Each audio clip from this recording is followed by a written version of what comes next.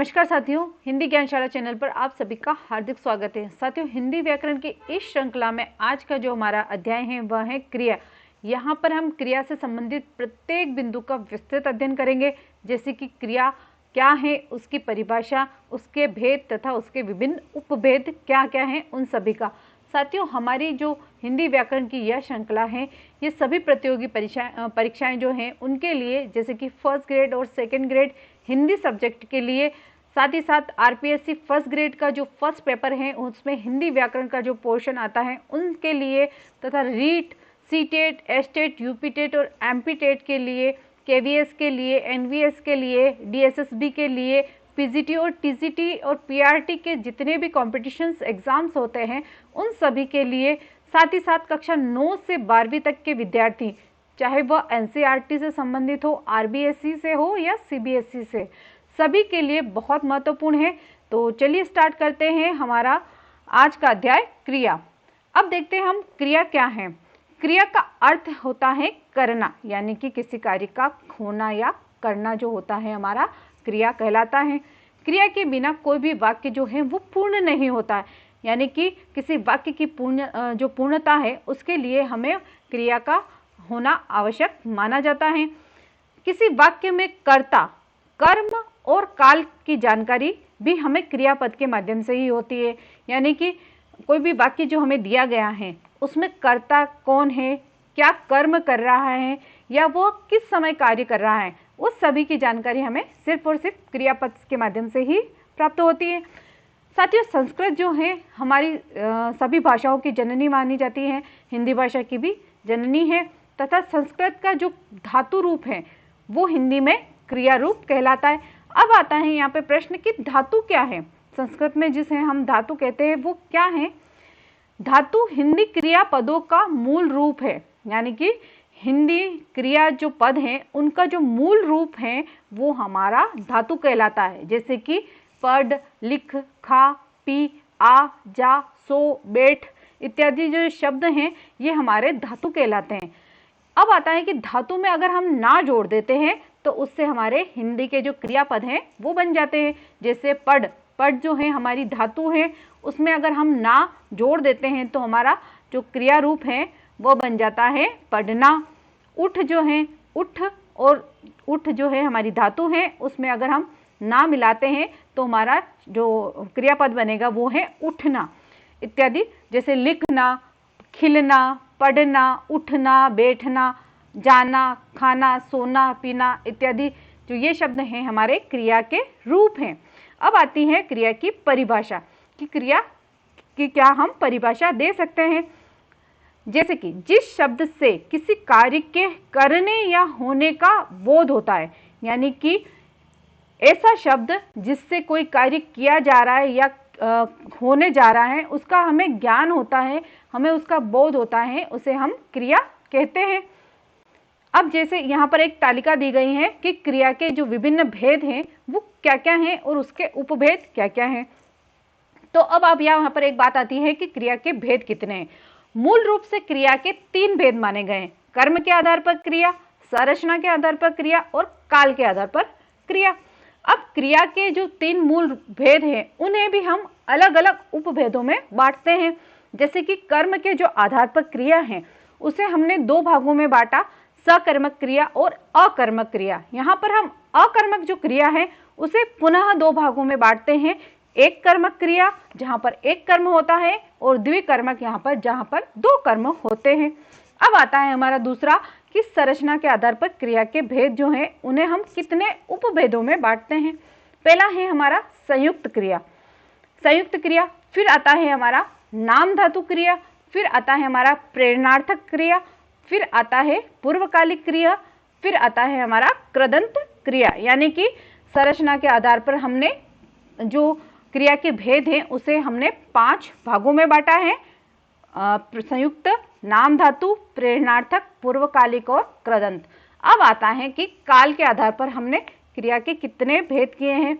तो हमने इसके 3 भेद किए हैं, भूतकालीन, वर्तमान और भविष्यकालीन क्रिया। तो यहाँ पर हमने कर्म के आधार पर क्रिया को देखा, उसके हमने 2 भाग देखे, फिर अकर्मक क्रिया के हमने फिर से 2 भाग किए हैं, फिर आता है हमारी संरचना के आधार पर क्रिया, फिर उसके हमने 5 उपभाग किए हैं, और फिर काल के आधार पर क्रिया, उसके हमने 3 उपभाग किए हैं। अब आता है हमारा कि कर्म के आधार पर जो क्रिया है वह क्या है और उसमें कौन कौन से उपभेद हैं।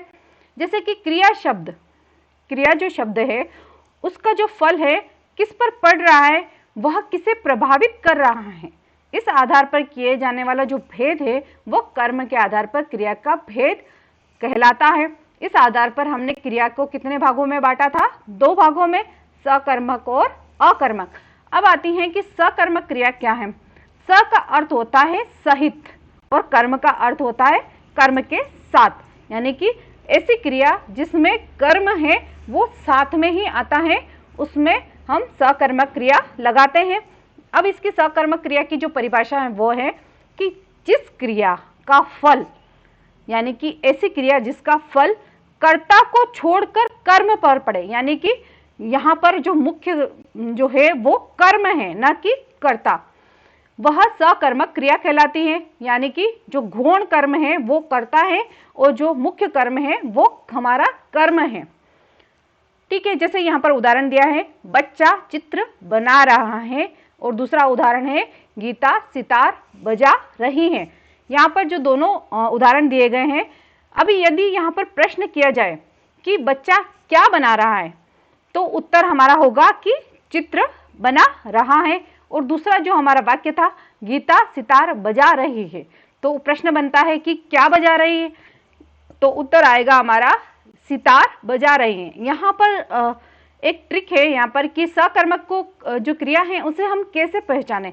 तो जो भी वाक्य आया है उसमें जो क्रिया है उसके बाद जो है उससे पहले हमें क्या जो प्रश्न है वो लगाना है, और जो उत्तर हमें आता है वो ही हमारा सकर्मक क्रिया का उदाहरण होगा। अब आते हैं कि सकर्मक क्रिया के भी हमने 2 उपभेद किए थे, एक कर्मक और द्विकर्मक। जहां पर एक क्रिया होती है, यानी कि जिस क्रिया के साथ एक ही कर्म प्रयुक्त होता है उसे हम एक क्रिया या एक कर्मक क्रिया कहते हैं। जैसे माँ पढ़ रही है, यहाँ पर उदाहरण दिया है कि माँ पढ़ रही है। यहाँ पर माँ के द्वारा सिर्फ एक ही कार्य किया जा रहा है जो कि पढ़ना है। ठीक है, अब आता है हमारा द्विकर्मक क्रिया। द्विकर्मक क्रिया क्या है? जिस क्रिया में, यानी कि जिस वाक्य में क्रिया के साथ 2 कर्म यानी कि 2 कार्य हो रहे हो उसे हम द्विकर्मक क्रिया कहते हैं। जैसे अध्यापक छात्रों को कंप्यूटर सिखा रहे हैं। यहाँ पर जो प्रश्न है कि क्या सिखा रहे हैं, तो हमें उत्तर मिलेगा कंप्यूटर। और किसे सिखा रहे हैं, यानी कि छात्रों को जो सिखा रहे हैं, यानी कि हाँ यहाँ पर जो है 2 क्रियाएं यानी कि 2 कार्य हो रहे हैं, इसीलिए यहाँ पर द्विकर्मक क्रिया है। अब इसको हम कैसे पहचानेंगे? पहला जो हमारा आता है कि को, किसी भी वाक्य में अगर को लिखा हुआ है और उसके पश्चात सिखा रहा है, उससे पहले हम क्या से लगाकर प्रश्न करते हैं, तो हमारा उत्तर जो आएगा वह द्विकर्मक क्रिया होगा। अब आता है अकर्मक क्रिया क्या है। हमने पढ़ा सकर्मक क्रिया क्या है, यानी कि कर्म के सहित जो क्रिया होती हैं वो सकर्मक क्रिया है। अब आती है कि अकर्मक क्रिया जो है वो क्या था। जिस वाक्य में क्रिया का प्रभाव या फल केवल कर्ता पर पड़ता है, वहां पर सकर्मक में जो क्रिया का फल किस पे पड़ रहा था? कर्म पर पड़ रहा था, और यहाँ पर कर्ता पर पड़ रहा है, इसलिए यहाँ पर अकर्मक क्रिया है।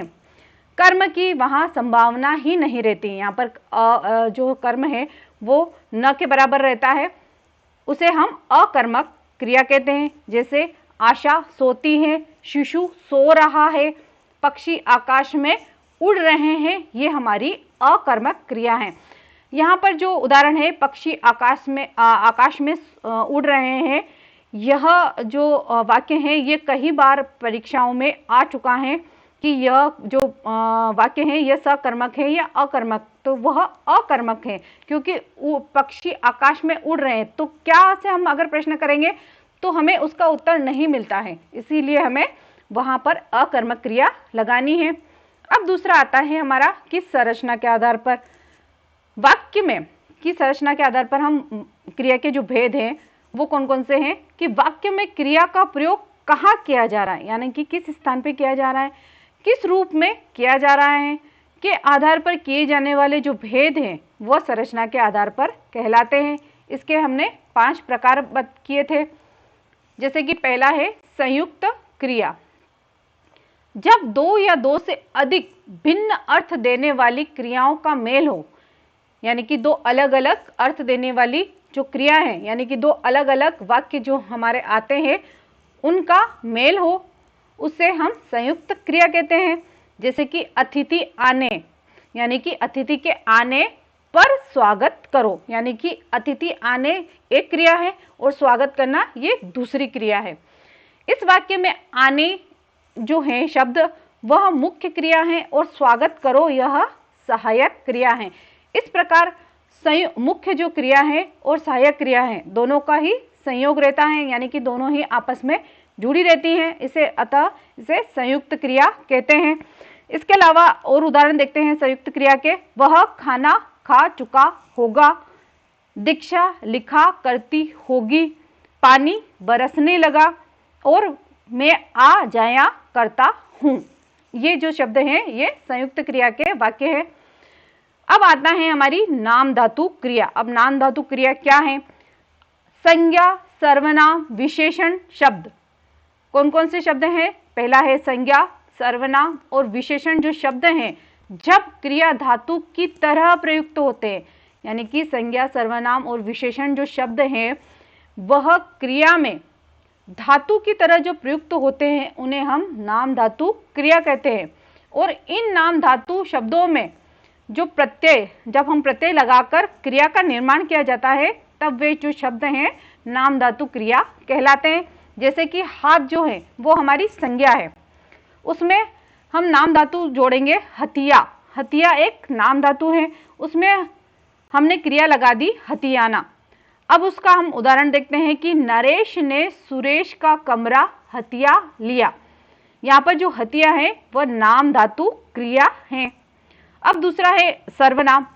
अपना जो है वो सर्वनाम है, उसकी जो नाम धातु बनेगी वह भी अपना ही बनती है और उसकी जो क्रिया बनेगी अपनाना। जैसे विनीत ने सुनीता के विवाह की जिम्मेदारी को अपना लिया या अपना चुका है। अब आता है और जो इसके उदाहरण हैं, पिता पुत्र को धिक्कारता है, सेठ ने मकान हथियाया, मुझ पर दृश्य फिल्माया, लड़की बतियाई। ये जो हमारे शब्द हैं ये नाम धातु क्रिया के शब्द हैं। अब आती है हमारी प्रेरणार्थक क्रिया। प्रेरणार्थक क्रिया क्या है? जब कर्ता यानी कि जो करने वाला जो है वो स्वयं कार्य का संपादन न करके किसी दूसरे को कार्य करने के लिए प्रेरित करता है या कार्य करवाए उससे, उसे हम प्रेरणार्थक क्रिया कहते हैं। जैसे कि सरपंच ने गांव में तालाब बनवाया, यह एक वाक्य है। इसमें जो सरपंच है उसने स्वयं कोई कार्य नहीं किया, उसने बल्कि गांव वालों को प्रेरित करके तालाब का निर्माण करवाया। अतः वह प्रेरणार्थक जो क्रिया है वह यहाँ पर कार्य करेगी। अब इसके कुछ और उदाहरण हैं। सुरेश ने नाई से बाल कटवाए, यानी कि स्वयं सुरेश ने बाल नहीं काटे, उसने नाई से कटवाए हैं। सुनीता ने अर्चना से पत्र लिखवाया, यानी कि अर्चना ने जो पत्र लिखा वो सुनीता की प्रेरणा से लिखा है। मोहन ने माली से दूब कटवाई, यानी कि जो मोहन है उसने स्वयं कार्य नहीं किया जबकि माली से उसने दूब जो कार्य है वो करवाया। अब आता है कि हमारा अगला द जो है पूर्वकालिक क्रिया। अब पूर्वकालिक क्रिया क्या है?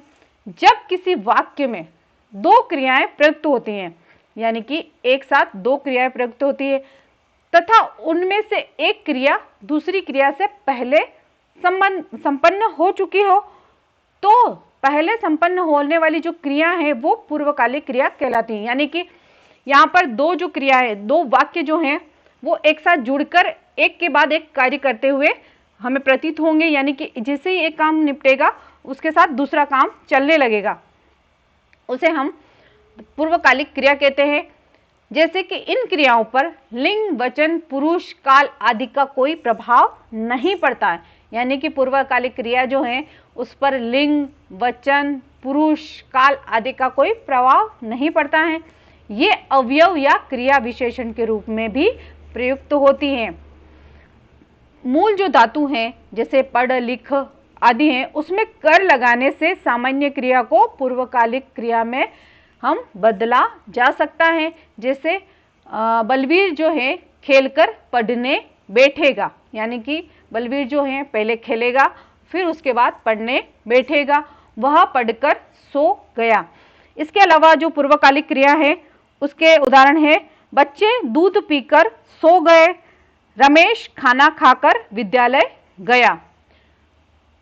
अब आता है इन वाक्यों में कि जो खेलकर और पढ़कर जो है उसमें जो मूल धातु है वो खेल है और कर हमने शब्द जोड़ा है और उससे हमने पूर्वकालिक क्रिया बनाई है, तो ये हमारी पूर्वकालिक क्रिया बन जाएगी। अब पूर्वकालिक क्रिया का जो एक रूप है वो तात्कालिक क्रिया भी है, यानी कि एक क्रिया तुरंत समाप्त हुई उसके साथ दूसरी क्रिया जो है वो चलना शुरू हो जाती है, उसे हम तात्कालिक क्रिया कहते हैं। जैसे कि धातु जो कोई भी है, पढ़, लिख, खा, पी, ऐसी जो धातु है उसमें ते जो शब्द है इससे ये प्रत्यय है, अगर इसको हम जोड़ते हैं और इस क्रिया से जो जिस पद का निर्माण होता है उसे हम तात्कालिक क्रिया भी कहते हैं। जैसे कि पुलिस है उसके आते ही चोर भाग गया, यानी कि आना एक क्रिया है और ते हमने शब्द जोड़ा और आते ही चोर भाग गया।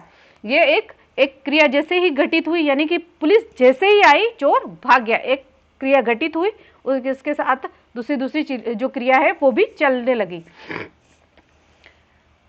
तो ये है हमारी तात्कालिक क्रिया। अब आता है कृदंत क्रिया। क्रिया शब्दों में जोड़ने वाले प्रत्यय कृत प्रत्यय कहलाते हैं, यानी कि क्रिया शब्दों में जो जुड़ते हैं प्रत्यय वो हमारे कृत प्रत्यय कहलाते हैं, तथा कृत प्रत्ययों के योग से बने शब्द कृदंत कहलाते हैं। कृत प्रत्ययों के योग से बने शब्द क्या कहलाते हैं?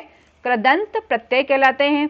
क्रिया शब्दों के अंत में प्रत्यय योग से बनी जो क्रिया है वह कृदंत क्रिया कहलाती है। जैसे कि क्रिया जो है हमारी वह चल, खा, पी, लिख, उठ, बैठ, ये सारी जो है हमारी क्रियाएं हैं, उसमें कृदंत जो क्रिया बनेगी चलना, चलता और चलकर, लिखना, लिखता और लिखकर इत्यादि जो शब्द बनेंगे वे सभी इसके अंतर्गत आएंगे। अब है काल के आधार पर। काल के आधार पर हमने क्रिया को कितने भागों में बांटा था? 3 काल भागों में बांटा था, भूत, वर्तमान और भविष्य, जिसमें जो पहला है हमारा भूतकाल के आधार पर। जिस काल में क्रिया संपन्न होती है उसी के अनुसार क्रिया के हमने 3 भेद किए हैं। भूतकालीन क्रिया, अब जो हमारी पहली है भूतकालीन क्रिया, वह क्या है? क्रिया का वह रूप जिसके द्वारा बीते समय, यानी कि क्या बात आ रही है यहाँ पर? बीते समय में कार्य के संपन्न होने का बोध होता है, यानी कि ऐसा वाक्य जिसमें जो कार्य है वो हो चुका है बीते समय में, उसका जो हमें बोध होता है वो भूतकालीन क्रिया कहलाती है। यानी कि यहाँ पर उदाहरण है, वह विदेश चला गया, उसने बहुत मधुर गीत गाया, आदि जो क्रियाएं हैं ये भूतकालीन क्रिया के अंतर्गत आती है। अब आती है वर्तमानकालीन क्रिया। अब वर्तमानकालीन क्रिया क्या है?